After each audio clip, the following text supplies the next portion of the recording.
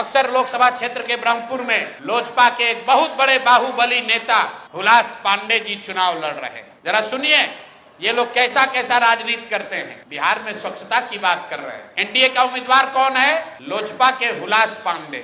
उनकी छवि क्या है वो आप हमसे बेहतर जानते हैं। वहां से ये जन सुराज के प्रत्याशी हैं डॉक्टर सत्य प्रकाश तिवारी।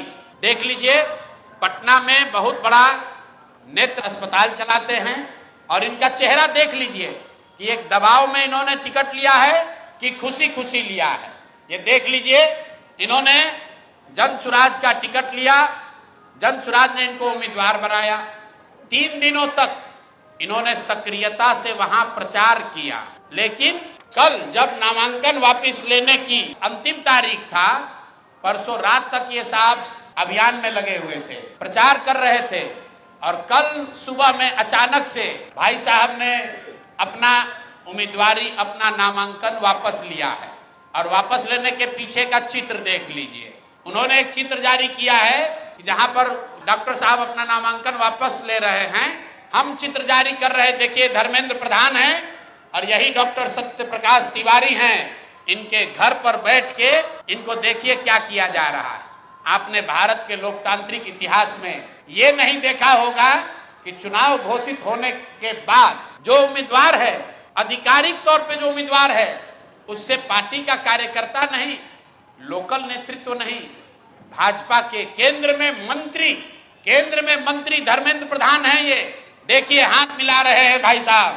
इस डॉक्टर के घर पर बैठ के इसको दबाव देकर जबरदस्ती इनसे चुनाव में इनका नामांकन वापस लिया गया है।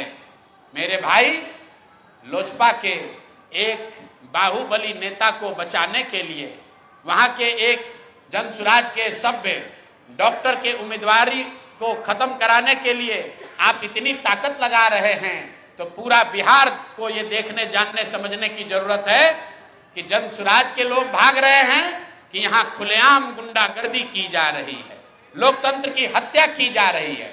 आप बताइए, आप में से कोई भी आदमी, आप सारे पत्रकार, यहाँ देश के भी पत्रकार हैं, पूरे देश के इतिहास में, लोकतांत्रिक इतिहास में आप दिखा दीजिए कि जहां किसी दूसरे पार्टी का घोषित उम्मीदवार, उसके साथ भारत के केंद्रीय मंत्री बैठकर उसको डराकर, समझाकर, कोर्स करके उससे उम्मीदवारी वापस लेने के लिए मजबूर कर रहे हैं। ये चित्र आपके सामने जारी कर रहे हैं। ऐसी गलती इन्होंने सूरत में की थी लोकसभा चुनाव में।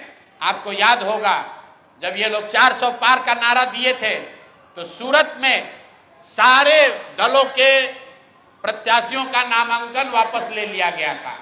इस स्वतंत्र भारत के इतिहास में पहली बार ऐसा हुआ कि सूरत में भाजपा का प्रत्याशी बिना चुनाव लड़े ही जीत कर आ गया, लेकिन जनता ने उसका करारा जवाब दिया। जो 400 सीट का दावा कर रहे थे उनको 240 पर निपटा दिया। तो बिहार की जनता को आपके माध्यम से बताना चाहते हैं कि एक सरेआम लोकतंत्र की धज्जी उड़ाई जा रही है, सरेआम उम्मीदवारों को धमकी दी जा रही है, उनको घरों में बंद किया जा रहा है।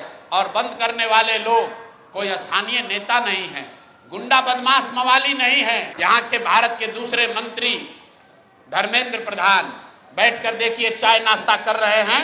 और डॉक्टर साहब बताइए, कोई एक डॉक्टर हिम्मत करके बिहार की व्यवस्था को सुधारने के लिए खड़ा हुआ है, आप उसका हौसला अफजाई नहीं कर रहे हैं, आप उसका विरोध कर रहे हैं। यहां तक तो ठीक है, लेकिन आप उसके घर पर बैठ के उस पर राजनीतिक, आर्थिक, सामाजिक दबाव बना रहे हैं, उसको धमका रहे हैं। ये कहां तक ठीक है? ये बिहार की जनता को